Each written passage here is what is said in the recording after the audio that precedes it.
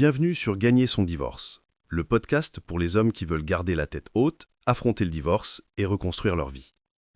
On va parler aujourd'hui d'un mot que tu as forcément déjà entendu, la charge mentale. C'est devenu l'argument à la mode. Dans beaucoup de divorces, on entend la même rengaine. J'étais épuisé par la charge mentale.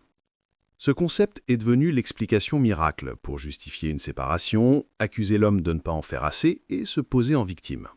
Mais derrière ce mot, qu'est-ce qu'on trouve vraiment? Une réalité scientifique ou un prétexte commode pour éviter d'assumer ses choix? À la base, la charge mentale, c'est un vrai concept scientifique. En ergonomie et en psychologie cognitive, c'est tout simplement l'effort nécessaire pour accomplir une tâche. Un chirurgien en pleine opération, un pompier dans les flammes, un cadre qui gère 10 projets, un père qui pense aux factures et aux papiers, tous vivent une charge mentale. En clair, tout adulte qui bosse, organise et assume sa vie en porte une. Le problème, ce n'est pas la réalité du phénomène, c'est ce qu'on en a fait. Parce que le concept scientifique a été détourné. On l'a ramené uniquement au foyer, uniquement aux femmes et uniquement pour accuser les hommes. C'est devenu une appropriation idéologique. Dans ce discours militant, penser aux courses ou au repas devient une souffrance féminine absolue. Mais curieusement, les responsabilités masculines, les finances, la sécurité, les réparations, la logistique, elles disparaissent complètement du tableau. Et ça marche.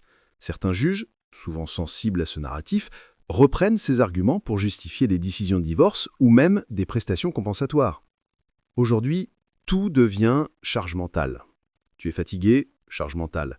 Tu veux divorcer sans assumer ton choix, charge mentale.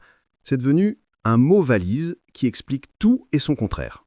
Et si tu oses dire que ça n'explique pas tout, on t'accuse de ne rien comprendre.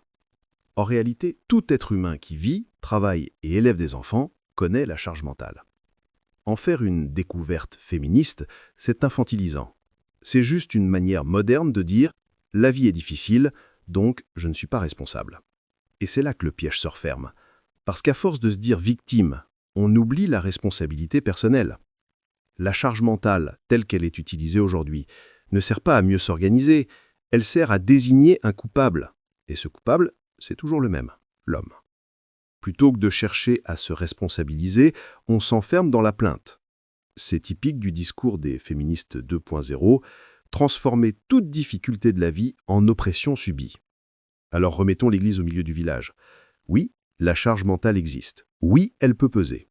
Mais non, elle n'appartient pas qu'aux femmes. Un homme qui pense aux impôts, à la sécurité de sa famille, au contrôle technique, à la stabilité financière, porte lui aussi une charge mentale. Simplement, elle est différente. Et c'est normal. La vie adulte, c'est une accumulation de responsabilités.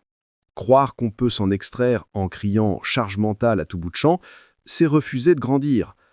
La vérité, c'est que la charge mentale n'est pas un fardeau féminin invisible, c'est la réalité universelle de toute vie humaine. Ceux qui s'en servent comme excuse le font pour fuir leur choix, éviter de rendre des comptes et culpabiliser l'autre. Si ton ex te balance la charge mentale comme explication, garde la tête froide.